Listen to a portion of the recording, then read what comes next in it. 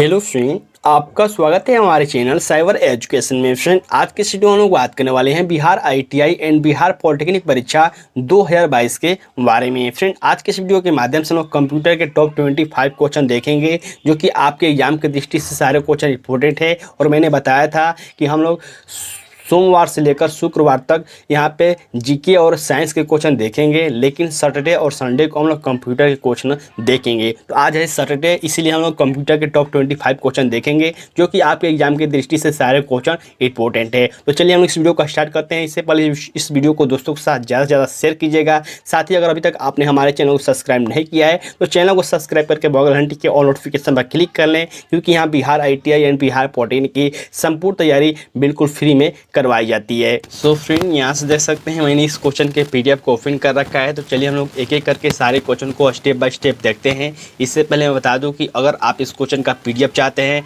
तो सबसे पहले आपको टेलीग्राम ग्रुप को ज्वाइन कर लेना होगा। साथ ही इस वीडियो को शुरू से लेकर लास्ट तक देखिएगा, और वीडियो खत्म हो जाने के बाद, वीडियो समाप्त हो जाने के बाद कमेंट बॉक्स में आप अपना स्कोर जरूर शेयर कीजिएगा, ठीक है। और मैं बता दूँ कि आज के इस वीडियो के माध्यम से हम लोग कंप्यूटर के टॉप 25 क्वेश्चन देखेंगे, जो कि आपके एग्जाम की दृष्टि से सारे क्वेश्चन भी आएंगे, ठीक है। तो फर्स्ट क्वेश्चन हम लोग देखते हैं। पहला क्वेश्चन यहाँ पर देखिए मेंशन किया गया है, कंप्यूटर किसके बिना काम नहीं कर सकते हैं। यानी कंप्यूटर जो है किसके बिना काम नहीं कर सकता है। नीचे ऑप्शन देख सकते हैं मेंशन किया गया है, स्कैनर, इंटरनेट, माउस या फिर सीपीयू। इसका राइट आंसर क्या होगा? तो इसका राइट आंसर हो जाएगा सीपीयू। सीपीयू इसका राइट आंसर क्यों होगा, मैं आपको यहाँ पे इसका प्रोसीजर समझा देता हूँ, ठीक है। देखिए सीपीयू इसका राइट आंसर इसलिए हो जाएगा क्योंकि देखिए बिना हम लोग स्कैनर का भी कंप्यूटर चला सकते हैं। स्कैनर क्या होता है? जिससे हम लोग कोई भी डॉक्यूमेंट स्कैन करते हैं। यहाँ पे इंटरनेट क्या होता है? जिसके माध्यम से हम लोग नेट चला सकते हैं, इंटरनेट चला सकते हैं।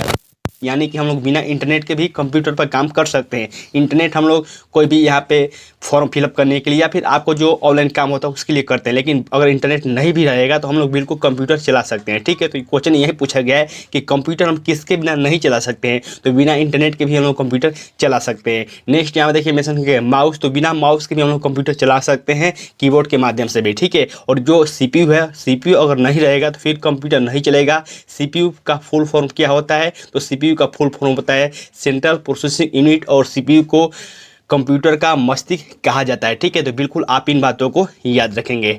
नेक्स्ट यहाँ देखिए क्वेश्चन मेंशन किया गया है, अंक गणितीय एवं तार्किक लॉजिकल संक्रियाएं करने वाले संशोधक प्रोसेसर को क्या कहते हैं? सीपीयू, एलयू, माइक्रो प्रोसेसर या फिर रैम। तो इसे हम लोग कहते हैं ALU, जो कि यहाँ से बी ऑप्शन बिल्कुल राइट आंसर हो जाएंगे इस क्वेश्चन के। अब ALU क्या होता है? कभी कभी डायरेक्ट इसका फुल फॉर्म पूछ लिया जाता है कि ALU का फुल फॉर्म क्या होता है। तो ALU का फुल फॉर्म होता है अर्थमेटिक लॉजिक यूनिट, ठीक है। तो बिल्कुल आप इन बातों को याद रखेंगे। और अभी मैंने बताया कि सीपीयू का फुल फॉर्म क्या होता है? सेंट्रल प्रोसेसिंग यूनिट, और रैम का फुल फॉर्म होता है रैंडम एक्सेस मेमोरी। तो बिल्कुल आप इन बातों को याद रखेंगे, कभी कभी डायरेक्ट यहाँ से फुल फॉर्म ही पूछा जाता है। नेक्स्ट यहाँ देखिए मेंशन किया गया है, PCB का पूरा नाम क्या है। यानी कि PCB का फुल फॉर्म पूछा गया है, ठीक है। तो PCB का फुल फॉर्म होता है प्रिंटेड सर्किट बोर्ड, जो कि यहाँ से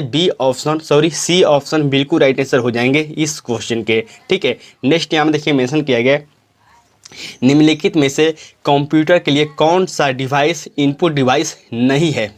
आपको बताना है कौन सा इनपुट डिवाइस नहीं है, यानी कि आपको आउटपुट डिवाइस के बारे में बताना है। मैंने जो पिछला वीडियो बनाया था कंप्यूटर के बारे में, मैंने उसमें बताया था कि कैसे आपको इनपुट और आउटपुट को समझना है, कैसे पहचानना है। तो देखिए कीबोर्ड क्या है? कीबोर्ड हम लोग जब यहाँ से इंटर करते हैं, कोई बटन प्रेस करते हैं तो यहाँ पर कंप्यूटर में जाता है, जो कि ये इनपुट डिवाइस है, ठीक है। माउस भी इनपुट डिवाइस है, क्योंकि हम लोग माउस को क्लिक करके कोई भी काम करते हैं, ये भी, और यहाँ पे हम अंदर डालते हैं कंप्यूटर, ये भी इनपुट डिवाइस है। और तो स्कैनर भी आपको इनपुट डिवाइस है, जो कि हम लोग डॉक्यूमेंट स्कैनर करते हैं। तो मॉनिटर जो है ये आपको आउटपुट डिवाइस है। मॉनिटर हम लोग किसे कहते हैं? जो कि हम लोग किसी जो टीवी ऐसा होता है जिसे हम लोग देखते हैं उसे हम लोग मॉनिटर कहते हैं, जो कि आप सभी कैंडिडेट समझते होंगे, ठीक है। तो बिल्कुल इसका राइट आंसर डी ऑप्शन हो जाएगा। नेक्स्ट यहाँ देखिए मेंशन किया गया, कंप्यूटर में कौन सा पॉइंटिंग डिवाइस है जो अपनी सहायता से संबंधित दो आगामी गति का पता लगाकर कार्य करता है? पॉइंटर, ट्रैकर, कीबोर्ड या फिर माउस। तो इसका राइट आंसर हो जाएगा माउस। माउस के माध्यम से हम लोग पॉइंटिंग डिवाइस के रूप में कार्य करते हैं, जिसकी सहायता से हम लोग गति का पता लगाकर कार्य करते हैं, ठीक है। नेक्स्ट यहाँ में देखिए नेक्स्ट क्वेश्चन क्या मेंशन किया गया है, इनमें से कौन सा यंत्र कंप्यूटर के लिए इनपुट तथा आउटपुट उपकरण दोनों की भांति कार्य करता है। देखिए ये क्वेश्चन बहुत ही इंपॉर्टेंट हो जाता है, क्योंकि आप सभी कैंडिडेट ने पढ़ा होगा कि इनपुट और आउटपुट डिवाइस कौन सा है, लेकिन यहाँ पे आपको पूछा गया है कि कौन सा जो कंप्यूटर यंत्र है जो कि आपको इनपुट और आउटपुट दोनों का यहाँ पे कार्य करता है। तो ये हो जाएगा मोडेम। ठीक है, मोडेम क्या होता है, जिससे हम लोग अपना वहाँ पे सिम लगाकर जो इंटरनेट चलाते हैं कंप्यूटर में, अगर आपको इंटरनेट चलाना होता है तो आप वाईफाई के जरिए भी आप इंटरनेट चला सकते हैं, या फिर मोडेम के जरिए भी आप इंटरनेट चला सकते हैं। तो वही मोडेम होता है जिसमें हम लोग सिम लगाकर वहाँ पर यहाँ पे उसमें खोस कर चलाते हैं यहाँ पे। तो बिल्कुल आपको याद रखना है कि ये मोडेम होता है। ठीक है, नेक्स्ट यहाँ देखिए मेंशन किया गया है पिक्सल क्या है। पिक्सल क्या है ये आपको बताना है। तो आपने पिक्सल के बारे में ज़रूर पढ़ा होगा। ये पिक्सल जो है ये आपको पिक्चर का सबसे छोटा रेजोल्यूशन भाग होता है, जो कि यहाँ से सी ऑप्शन बिल्कुल राइट आंसर हो जाएंगे। ठीक है, देखिए बहुत सारे कैंडिडेट को समझने में प्रॉब्लम हो रहा है जो कि मैं क्वेश्चन करा रहा हूँ। तो देखिए कंप्यूटर के क्वेश्चन है, और कंप्यूटर क्वेश्चन अगर आपने नहीं पढ़े हैं तो फिर आपको थोड़ा बहुत दिक्कत हो सकती है, अदरवाइज आपको यहाँ पे ऐसे क्वेश्चन को समझना बहुत ही ज़रूरी है। नेक्स्ट यहाँ में देखिए मेंशन किया गया है कंप्यूटर शब्दावली में प्राथमिक स्टोरेज क्या उल्लेखित करता है। तो प्राथमिक जो स्टोरेज है यानी कि ये रैम की बात किया जा रहा है। ठीक है, जो इससे हम लोग रैम को क्या कहते हैं, रैम को हम लोग प्राथमिक स्टोरेज कहते हैं। और इसका फुल फॉर्म क्या होता है, मैंने अभी बताया कि जो रैम का फुल फॉर्म होता है ये होता है रैंडम एक्सेस मेमोरी, जो कि यहाँ से बी ऑप्शन बिल्कुल राइट आंसर हो जाएंगे। ठीक है, अगर यही हम लोग बात करते हैं ROM रोम का, तो रोम का जो फुल फॉर्म होता है रीड ओनली मेमोरी, जो कि आपको याद रखना है। नेक्स्ट यहाँ देखिए मेंशन किया गया है इनमें से कौन सा उपकरण स्टोरेज डिवाइस नहीं है, यानी कौन सा वो डिवाइस है जो कि स्टोरेज डिवाइस का काम नहीं करता है। तो यहाँ पे देखिए हार्ड डिस्क, CD-ROM,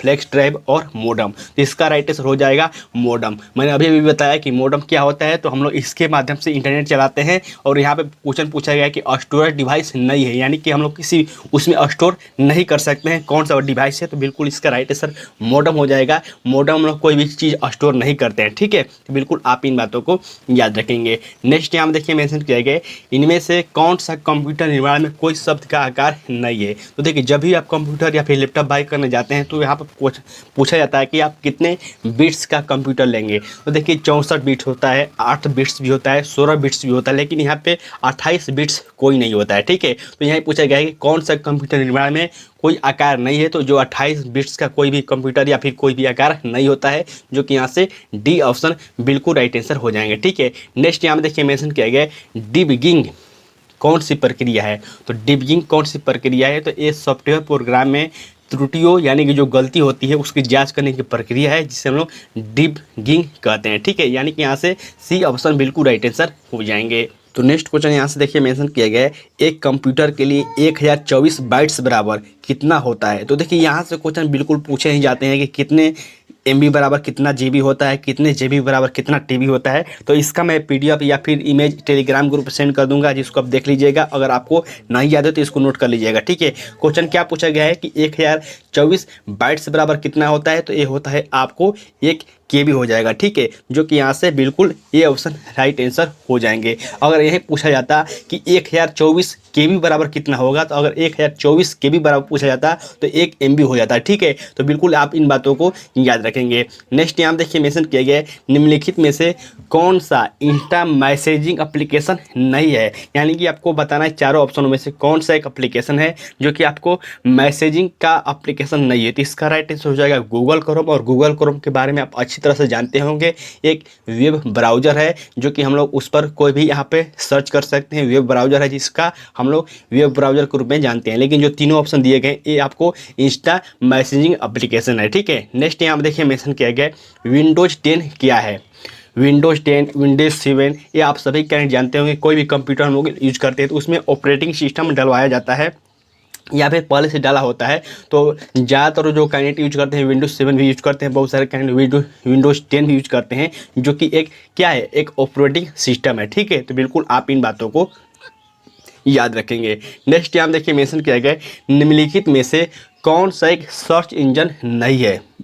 आपको बताना है कि निम्नलिखित में से कौन सा एक सर्च इंजन नहीं है। तो यहाँ पर देख जब इस ऑप्शन को देखेंगे तो ऑप्शन के अनुसार ही बिल्कुल आसानी से आप इसका राइट आंसर दे पाएंगे। देखिए यहाँ पे क्या मेंशन किया गया, याहू, विंग, गीगा ब्लास्ट और फ्लिपकार्ट। तो फ्लिपकार्ट आप सभी कैंडिडेट जानते हैं कि फ्लिपकार्ट एक शॉपिंग एप्स है, जो कि इसका राइट आंसर सी हो जाएगा, क्योंकि यही पूछा गया है कौन सा एक क्या होगा।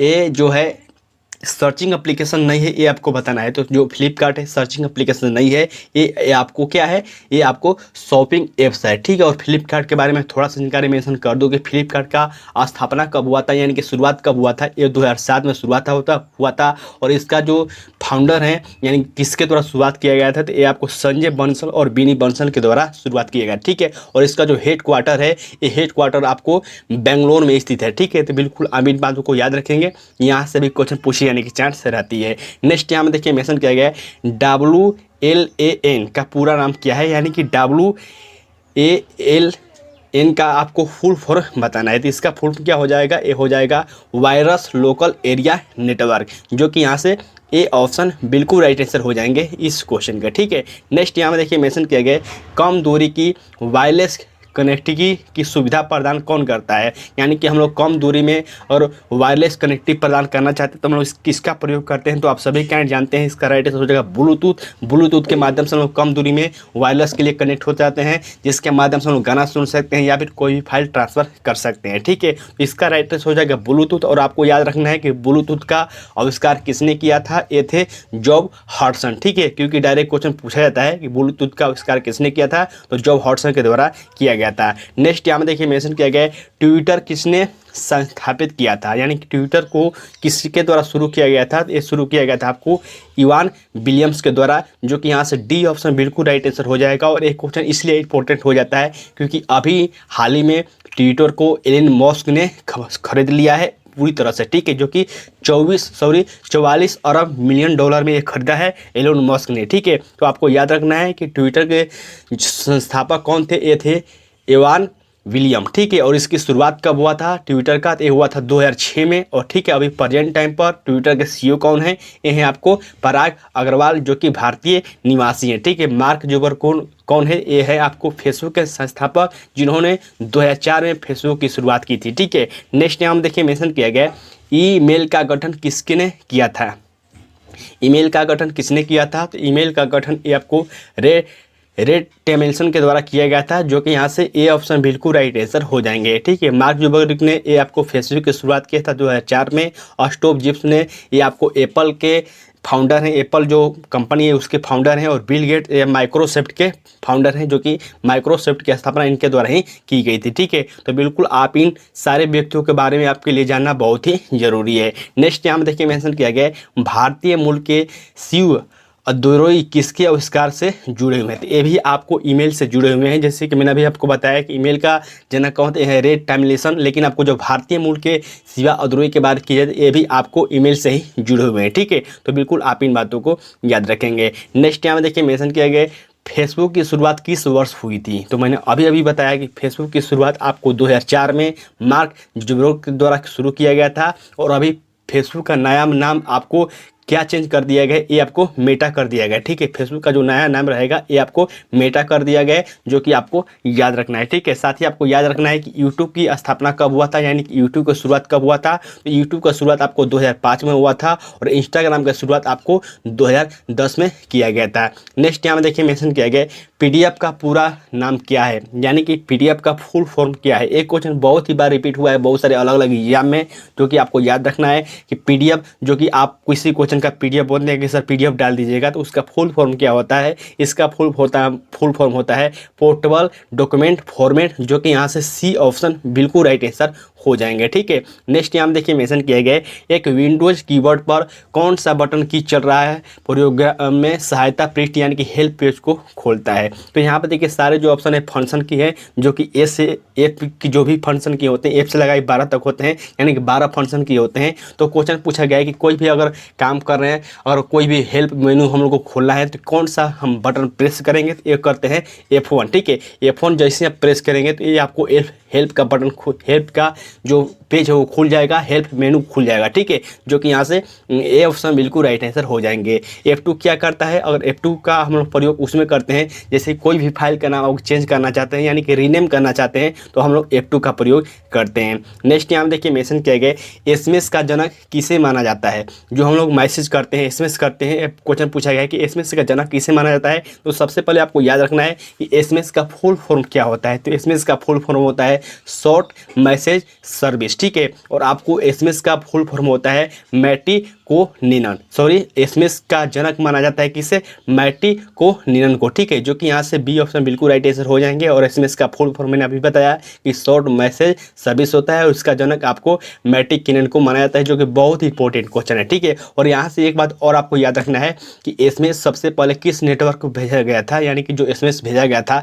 सबसे पहले किस नेटवर्क को भेजा गया था, एयरटेल, आइडिया, वोडाफोन। तो आपको याद रखना है कि जो एसएमएस फर्स्ट टाइम भेजा गया था ये आपको वोडाफोन नेटवर्क पर भेजा गया था, जो कि आपको याद रखना है। नेक्स्ट यहाँ में देखिए मेंशन किया गया माइक्रोसॉफ्ट कॉरपोरेशन की स्थापना कब की गई थी, तो माइक्रोसॉफ्ट की स्थापना आपको 1975 में की गई थी बिल गेट्स के द्वारा, जो कि आपको बिल्कुल याद रखना है। तो फ्रेंड आज की इस वीडियो के माध्यम से हम टॉप 25 क्वेश्चन देखे हैं कंप्यूटर से संबंधित, और मुझे उम्मीद है कि आपके ये सारे क्वेश्चन बहुत ही इंपॉर्टेंट होंगे आपके एग्जाम की दृष्टि से। और आप वीडियो के नीचे कमेंट करके आप अपना स्कोर जरूर शेयर कीजिएगा, ये कितने क्वेश्चन के आपने राइट आंसर दिए हैं। साथ ही इस वीडियो को दोस्तों के साथ ज़्यादा से ज़्यादा शेयर कर दीजिएगा ताकि सभी कैंडिडेट के पास इस वीडियो के माध्यम से सही जानकारी मिल पाए। तब तक के लिए बाय फ्रेंड, जय हिंद।